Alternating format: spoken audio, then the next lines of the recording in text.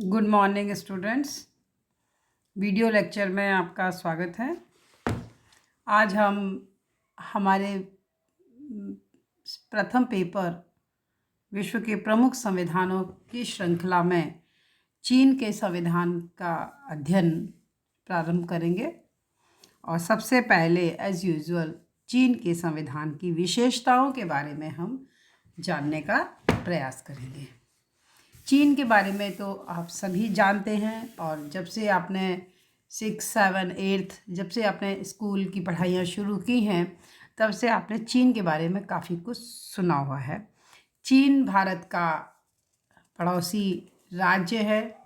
जनसंख्या और क्षेत्रफल की दृष्टि से काफ़ी बड़ा राज्य है और भारतीय राजनीति या भारतीय शासन तंत्र या पूरे सिस्टम को प्रभावित करने वाला चीन एक महत्वपूर्ण देश है। तो राजनीति विज्ञान के विद्यार्थियों के लिए चीन के संविधान का अध्ययन करना आवश्यक है, क्योंकि चीन का संविधान बिल्कुल अलग तरह का संविधान है ना। चीन में 1949 में साम्यवाद की स्थापना हुई माओ त्से तुंग के नेतृत्व में, है ना। चीन अलग था पहले, फिर चीन में जैसे ही साम्यवाद की स्थापना हुई वैसे ही अलग तरह की समस्याएं जो हैं पूरे एशिया महाद्वीप में देखने में आई, क्योंकि ये साम्यवादी क्रांति का दौर था और सोवियत रूस के बाद चीन में साम्यवादी व्यवस्था का आगमन हुआ। साम्यवादी व्यवस्था ने पूरे संवैधानिक पैटर्न और पूरी शासन व्यवस्था को यहाँ पे प्रभावित कर रखा है या उसी के कारण है। और चीन की परंपरा एक बात और है, वो विस्तारवादी है। चीन अपने आसपास के देशों के प्रति जो उनकी भौगोलिक ज़मीन है, सीमाएं हैं, उनका अतिक्रमण करता रहता है। ये उसकी पॉलिसी का एक हिस्सा है और कुछ गत वर्षों में चीन ने अपनी इसी विस्तारवादी नीति का लगातार वो परिचय दिया है और देता रहा है। अभी पिछले दिनों भारत में भी सीमा पर पे थोड़ा सा जो आपस में टकराव की स्थिति हुई, भारतीय सैनिकों की जनहानि हुई, भारत ने भी उनको दिया। तो ये सब चीन की विस्तारवादी नीति का परिणाम है। चीन विस्तारवादी भी है और आक्रामक राजनीति रखने वाला व्यक्ति है, मतलब देश है। तो चीन के संविधान का महत्व क्यों है और आज की परिस्थितियों से हम चीन के संविधान के महत्व के अध्ययन को बहुत अधिक महत्वपूर्ण है। तो राजनीति विज्ञान के विद्यार्थियों के लिए चीन का जो अध्ययन है वो एक तो इसलिए है कि चीन अंतर्राष्ट्रीय राजनीति की एक प्रमुख शक्ति है। आप चीन को नज़रअंदाज नहीं कर सकते।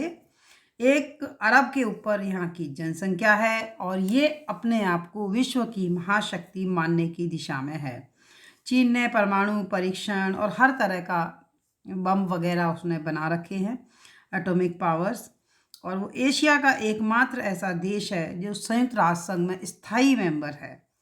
और आज की तारीख में कोई भी देश और कोई भी अध्ययन करता, चाहे वो चीन की विचारधारा से सहमत हो या नहीं हो, उसके लिए चीन की राजनीतिक व्यवस्था को समझना आवश्यक हो जाता है। दूसरी बात यह है कि चीन साम्यवादी व्यवस्था का प्रतीक देश है। 1990 तक तो सोवियत रूस में, यूरोप के पूर्वी यूरोप के राज्यों में, चीन में, अन्य देशों में साम्यवादी व्यवस्था थी, लेकिन 1990 के बाद में सोवियत रूस का साम्यवाद लगभग डगमगा गया, लेकिन वर्तमान में चीन में साम्यवादी व्यवस्था चल रही है। तो साम्यवाद का एक प्रमुख देश चीन है। चीन की संवैधानिक व्यवस्था साम्यवादी दर्शन के व्यवहारिक रूप को समझने में महत्वपूर्ण है। चीन में साम्यवादी क्रांति का विशेष रूप जो है वो देखने को मिलता है, क्योंकि ये कहा गया था कि विश्व के मजदूरों एक हो जाओ, तो है ना। तो यहाँ पे मजदूरों के बजाय किसानों को जोड़ा गया और रूसी क्रांति के विपरीत यहाँ पे कृषक क्रांति हुई, क्योंकि साम्यवादी क्रांति यहाँ पर ग्रामीण क्षेत्रों में हुई। इस प्रकार ये चीन की विशेष परिस्थितियों से उत्पन्न यहाँ की अपनी साम्यवादी क्रांति थी जो कहीं बाहर से नहीं थी, और ये माओ त्से तुंग के नेतृत्व में यहाँ पर आई। चीन की जो साम्यवादी क्रांति है वो सोवियत रूस के पूरे सिस्टम से बिल्कुल अलग है। चीन ने सोवियत रूस की पद्धति को अपनाने के बजाय जनवादी लोकतंत्र की धारणा को अपनाया है, जो ना तो लोकतांत्रिक है ना ही जनवादी है। सिर्फ जो है बिल्कुल अलग तरह की जो तानाशाही वाली एक अलग व्यवस्था जो है वहाँ पे देखने को मिलती है।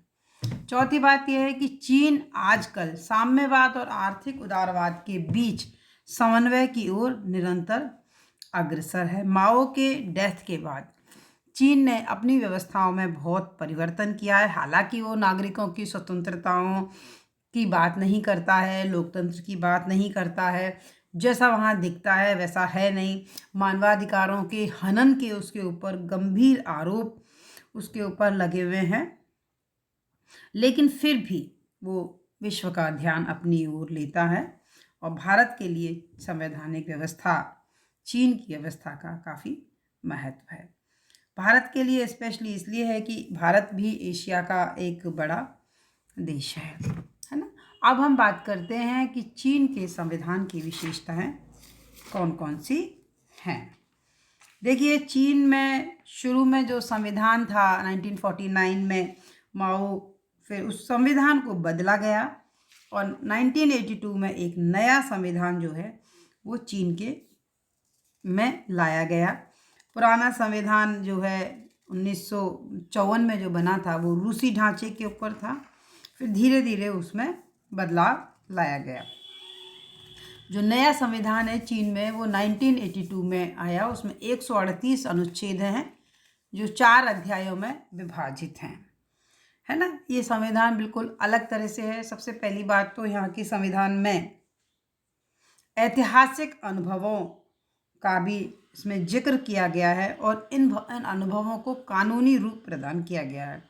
दूसरा, इसमें समाजवादी मार्ग पर चलने के 4 प्रमुख सिद्धांत जो साम्यवादी व्यवस्था के हैं, जिसमें पहला है सर्वहारा वर्ग की तानाशाही, दूसरा है साम्यवादी दल का नेतृत्व, तीसरा है मार्क्सवादी लेनिनवादी माओ के विचारों का संकलन, और चौथा है समाजवादी समाज के साथ समाजवादी सभ्यता पर बल। ये चारों बातों को इन्होंने संविधान में इनको स्थान दिया गया है, और ये जो तथ्य हैं, ये जो चारों बातें ये इसके अंतर्गत में हैं। तीसरी बात तो इसमें ये है कि यह संविधान समाजवादी निर्माण के साथ साथ समाजवादी सभ्यता पर भी बल देता है। उपरोक्त तथ्यों पर चीन के जो संविधान में ये तो समाजवादी वाली बात है। इसके अलावा जो चीन के संविधान की जो विशेषताएं हैं वो इस प्रकार हैं कि सबसे पहला तो ये संक्षिप्त संविधान है। हालांकि बहुत संक्षिप्त नहीं है, लेकिन भारत के कंपैरिजन में इसमें केवल 138 अनुच्छेद हैं और 4 भागों में ये विभक्त है। इसमें एक प्रस्तावना भी शामिल है। इसमें दल का शासन और समाजवादी व्यवस्था, ऐतिहासिक अनुभव, इनको लिखा गया है।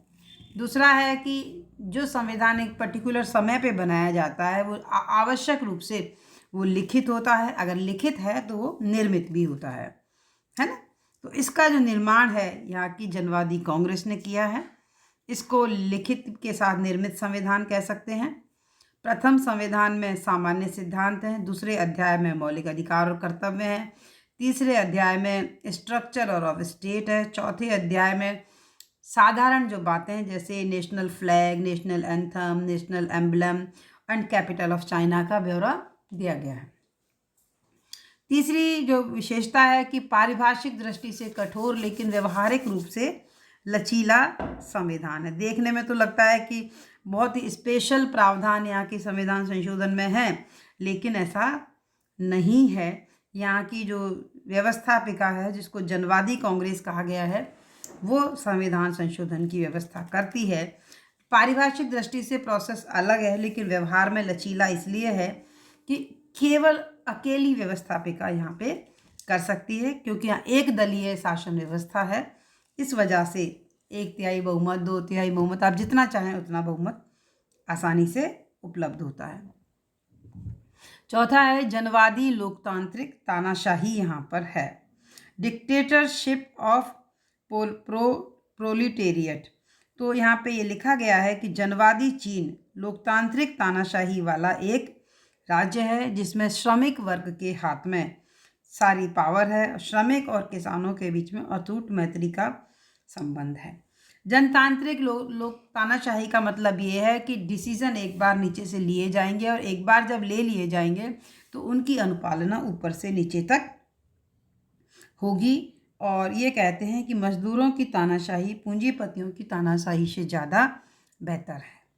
जनवादी गणतंत्र है। जनवादी गणतंत्र का मतलब आप समझते ही हैं कि head of the nation should be elected, है ना, तो जनता में निहित है। यहाँ के सारे पदों के ऊपर व्यक्ति जनता के द्वारा चुने जाते हैं, इसलिए सभी स्तरों पर जन कांग्रेस है। राज्य का संचालन स्वयं जनता करती है। सामाजिक आर्थिक सभी गतिविधियों का संचालन कानून के तहत करती है।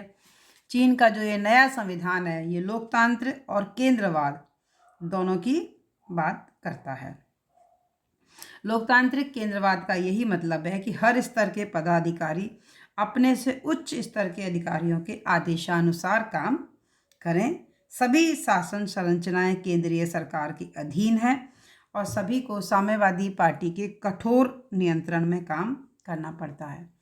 इसके बाद में बहुराष्ट्रीय राज्य है ये। चीन में 56 राष्ट्रीयताएं निवास करती हैं, 56 नेशनलिटीज़, यानी कि हर देश के अंतर्गत आप एक ही तरह के लोग नहीं रहते हैं, अलग अलग तरह के लोग रहते हैं और उनको समावेश करके हर नेशन चलता है। लेकिन चीन में सबसे ज़्यादा राष्ट्रीयताएं निवास करती हैं, 56 राष्ट्रीयताएं निवास करती हैं। यहाँ इसमें 91% लोग तो एक हान राष्ट्रीयता से जुड़े हुए हैं। ये दुनिया की सबसे बड़ी राष्ट्रीयता है और बाकी इनमें और अन्य देशों की बाकी कम है। सबसे ज़्यादा जनसंख्या 1,50,00,000 चाड़ जाति की है और 2,000 हेचन जाति की है। यहाँ पे भाषा, लिपि, संस्कृति आदि के प्रसंग में पर्याप्त है। लोकतांत्रिक केंद्रवाद यहाँ पर है। लोकतंत्र के आधार पर तो केंद्रवाद है और केंद्रवाद के निर्देशन में लोकतांत्रिक है। तो परस्पर विरोधी प्रवृत्तियों में समन्वय स्थापित किया गया है। लोकतंत्र तो ये है कि समस्त सत्ता जनता में निहित है, शासन कार्य में उसको भागीदारी प्राप्त है। और केंद्रवादी तत्व ये है कि शासन का प्रत्येक अंग उच्च शक्ति के अधीन है और उसी सीमा तक उसको स्वतंत्रता प्राप्त है जिस सीमा तक उसको ऊपर से मिलती है, तो उसको आज्ञा पालन जो है वो अनिवार्य है। इसलिए इसको यहाँ लोकतांत्रिक केंद्रवाद कहा गया है। और लोकतांत्रिक केंद्रवाद चीन के संविधान की एक प्रमुख विशेषता है, इसका आप अवहेलना नहीं कर सकते।